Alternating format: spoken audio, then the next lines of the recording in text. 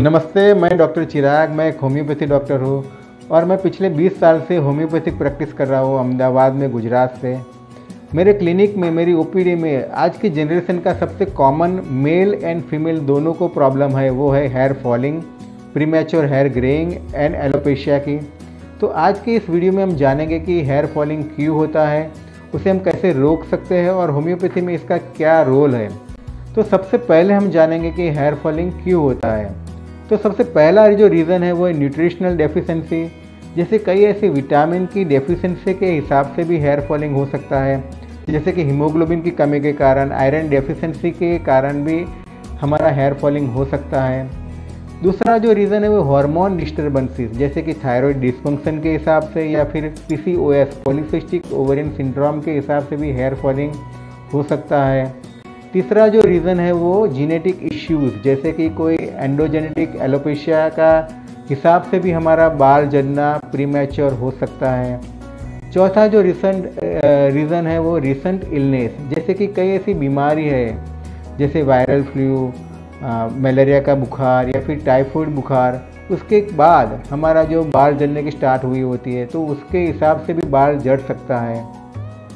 या फिर छोटी मोटी बीमारी के बाद हमें हॉस्पिटलाइजेशन हुआ होना हो, उसके बाद भी बाल झड़ने के कॉमन कॉज हो सकते हैं। जो दूसरा एक इश्यूज़ है वो पॉल्यूशन के हिसाब से हमारे काफ़ी बालों में प्रॉब्लम्स होती है, तो उसके हिसाब से भी हमारा बाल झड़ सकता है।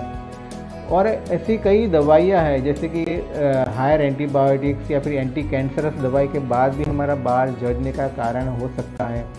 दूसरा जो एक रीज़न है वो पोस्ट प्रेगनेंसी या फिर आफ्टर डिलीवरी के बाद भी बाल झड़ने का कॉमन कॉज हो सकता है।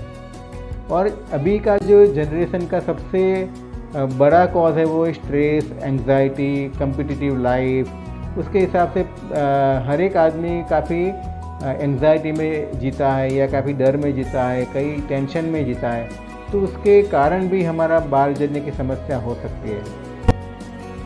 होम्योपैथिक में इसका क्या रोल है, होम्योपैथिक से हम इसको कैसे रोक सकते हैं। जैसे कि होम्योपैथिक में हर एक पेशेंट की इंडिविजुअल एस्पेक्ट को हम जानते हैं।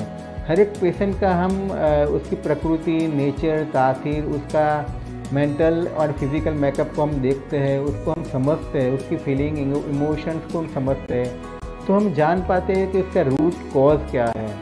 तो पूरी प्रकृति के हिसाब से अगर हम होम्योपैथिक दवाई देते हैं तो उसका बहुत अच्छा रिजल्ट मिलता है। फिर भी ऐसी कई कॉमन दवाइयाँ हैं जो लेने से हम बाल को झड़ने से रोक सकते हैं, जैसे कि एसिड फॉस 30 में हम ले सकते हैं। फॉस्फोरस 30 दवाई भी अच्छी दवाई है। जैबोरन 30 या फिर वेस्पेडिन 30 भी बहुत अच्छी दवाइयाँ हैं। नेट्रम म्यूर 30, अगर कोई स्ट्रेस के कारण या फिर टीन एज के में हमारा बाल झड़ते हैं तो नेट्रम म्यूर बहुत अच्छा रिजल्ट देती है। फिर सल्फ़र, अगर हमारे बालों में खुजली भी आती है या कुछ इरप्शंस के बाद हमारे बाल झड़ना स्टार्ट हुए तो सल्फ़र 30 हम ले सकते हैं।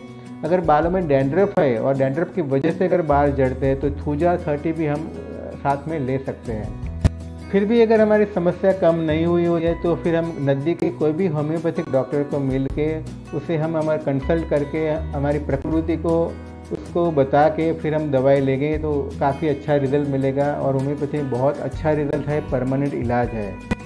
दवाई के साथ साथ और भी कई सावधानियां हमें रखनी होगी, जैसे कि हम इनफ हमारा जो डेली का इंटेक वाटर है वो अच्छी तरह से पिए।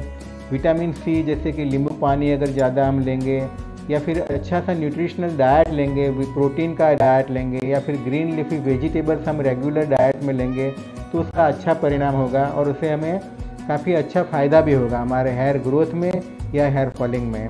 और भी अगर कोई समस्या है या कोई भी सुविधा है तो आप मुझे कमेंट बॉक्स में कमेंट भी कर सकते हो या फिर हमारे व्हाट्सएप के अंदर आप मैसेज भी कर सकते हो, तो I will be happy to answer you.